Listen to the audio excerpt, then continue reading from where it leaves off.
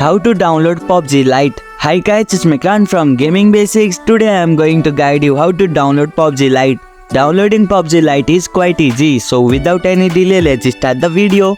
Open Google Play Store. On your Android device, open the Google Play Store.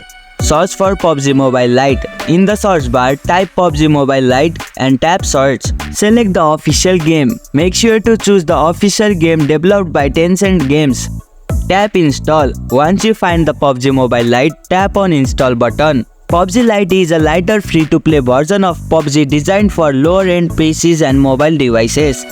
Wait for download and installation. The app will be downloaded and installed automatically. Make sure you have a stable internet connection.